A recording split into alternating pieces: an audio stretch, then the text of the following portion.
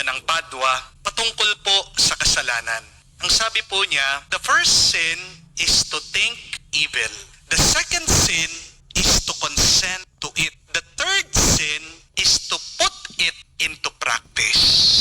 And the fourth sin is not to repent to your sins. He who sins by the first three but repents will get the Lord's mercy. However, mercy will be denied to him, he who does not repent. Ang problema po madalas sa atin ay hindi naman po sa ating pagtingin. Ang problema talaga natin ay yung dahilan bakit tayo tumitingin. Wala naman po talagang masama kapag pinagmamasdan mo, may nakita kang maganda, sexy, guwapo, o matipuno, di po ba? Ang masama ito ay kung anong nangyayari sa ating mga kaisipan kapag pinagmamasdan mo na, tinitignan mo na ang iba. Amen? Ito po ang paliwanag ng ating Panginoong Jesucristo. Sabi niya, masama ang nakikiapid. Pero ang sino man daw na tumingin na may mahalay na pagnanasa sa isang babae, sa isip niya, nakikiapid na siya sa babaeng iyon. Mag-ingat po kayo mga kapatid. Dahil ang pinakamadaling paraan para makapasok ang demonyo sa buhay niyo ay sa pamamagitan ng inyong mga mata.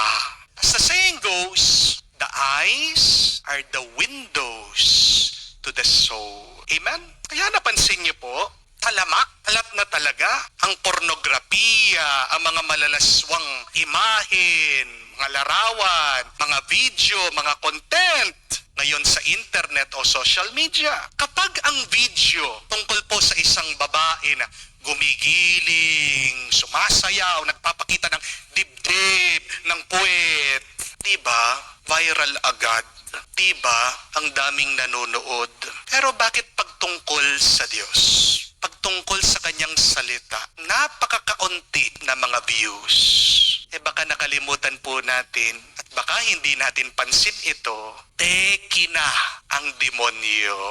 Digital na si Satanas.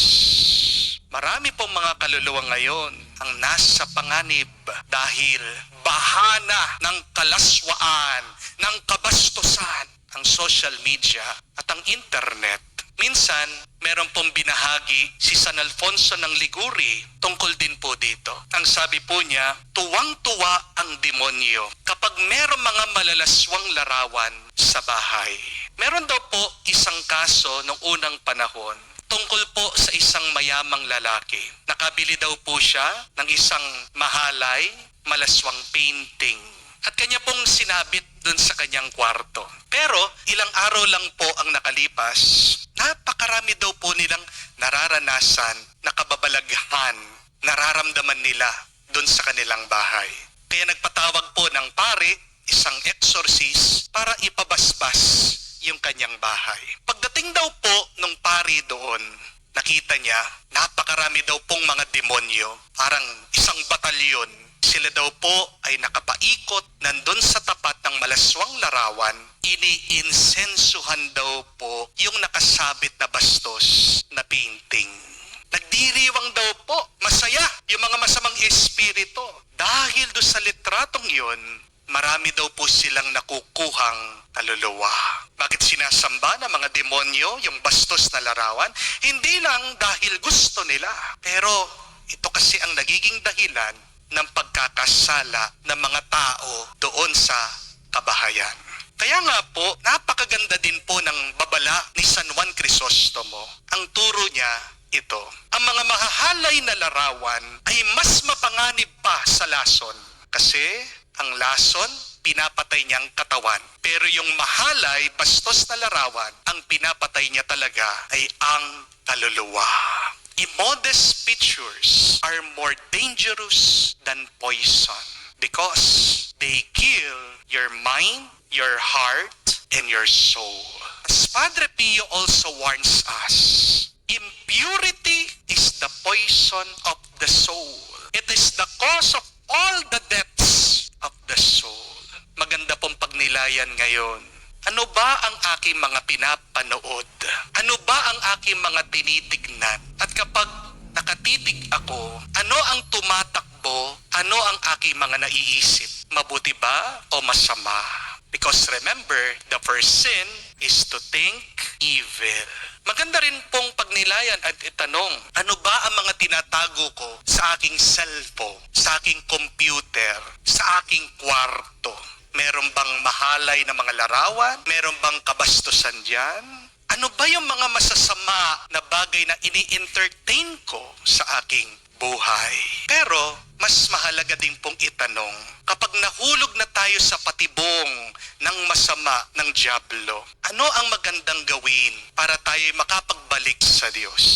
Alam ko po, kahit hindi nyo aminin, marami po sa ating mga taga-subaybay, yan ang struggle nila. Hindi nila mapagbago ang kanilang sarili. Hindi nila maiwanan yung panonood, pagtingin sa kabastusan, sa mga malalaswang video. Kapag ganito na ang iyong ugali, ano ang mabuti at magandang gawin? Ang sabi ni Jesus, putulin ang pinagmumulan ng kasalanan. Yan ang ibig niya sabihin, kapag ang mata mo ang nagiging sanhi ng pagkakasala, dukutin mo ito, alisin mo ito, itapon mo ito.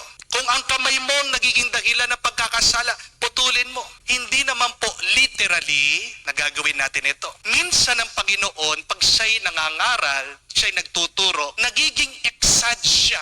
Para saan po yung exaggeration? Para magising ang ating mga kaisipan. Para masyak, magising ang kalooban ng mga nakikinig sa Kanya.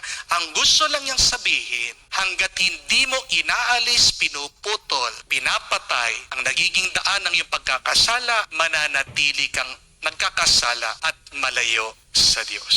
May napakaganda pong prinsipyo akong narinig para tayo po ay malayo sa pagkakasala at manatili po tayong mabuti, tapat at banal. Two very simple principles, and I want you to remember this. The first one is, we must bounce the eyes. Bounce the eyes. Patalbugin mo daw ang iyong paningin. Ano pong ibig sabihin? Kaya nagkakasala tayo ay dahil binababad natin ang ating tingin sa masama. Remember, what you look at, you look like.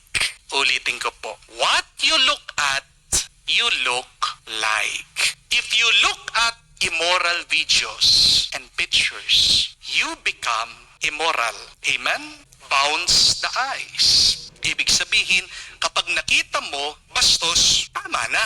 Alisin mo na ang tingin mo dyan agad. Ibaling mo na ang iyong paningin sa iba. Kaya nga po, si San Pablo, isa pang payo niya at turo sa atin, kapag meron ng kalaswaan o kabastusan, tayo mismo ilayo na natin ang sarili natin. Saint Paul warns us, teaches us, we must flee from sexual immorality. Flee from sexual immorality. Kapag paulit-ulit mong tinitignan yung malaswa, mahuhulog ka sa patibong ng masama. Nahulog ka na, tama na yung isa. Pwede ka pang bumangon. May grasya na binibigay ang Diyos sa'yo araw-araw. Magpatuloy ka. Bounce the eyes.